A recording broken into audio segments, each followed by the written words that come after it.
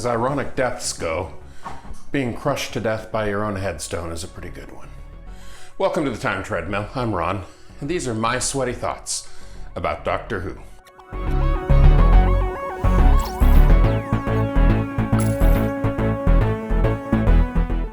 During the Sixth Doctor era, it's not unusual for it to take a while for the Doctor to actually intersect with the main story. It could be 15, 20, even 25 minutes before the Doctor and Peri actually line up with the other plot points that have been going on and discover some modicum of what the actual threat is. On that count, Resurrection of the Daleks really takes the cake.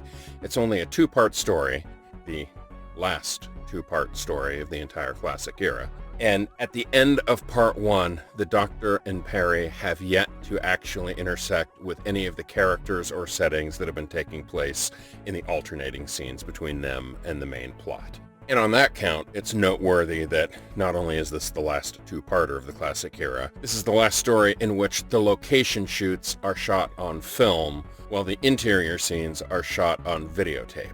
And so, for part one of this story, all of the Doctor and Peri's scenes are shot on film, whereas all of the other scenes taking place inside the mausoleum are shot on video. And that marks a really interesting counterpoint. Now, this story, despite it being a Dalek story, is one that I really love. It's weird. It's really weird, filled with weird characters, and in a lot of ways it feels like it belongs in the Seventh Doctor era alongside stories like Happiness Patrol or Paradise Towers or Delta and the Bannermen. It's that kind of surrealistic weird. I mean, the whole setting is inside a planetary funeral home, which has sinister things going on deep in its bowels. The head of Davros is plugged into a machine, and Davros is slowly trying to rebuild his Dalek empire by converting not quite dead bodies into Daleks.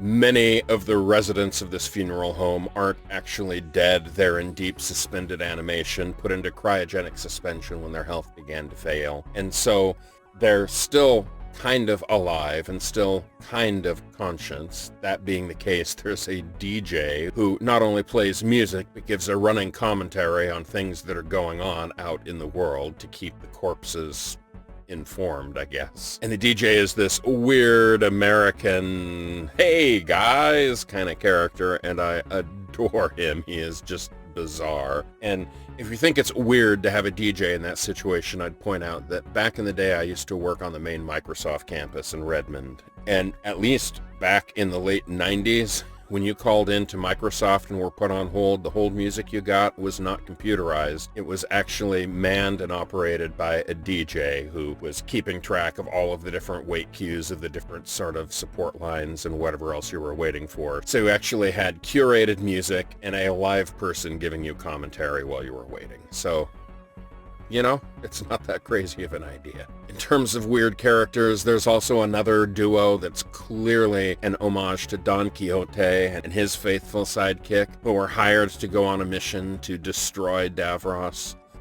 There's the weird funeral director and the even weirder woman who just loves him. It's just, the whole setting is, I keep saying weird and I can't think of any other. I mean, it's just bizarre, and I love it. I adore this kind of risk-taking and bravura storytelling strangeness. For a Dalek story, it's certainly not the best Dalek story by any means. There are others that are qualitatively better, but this one is the gutsiest, and I do genuinely enjoy this story.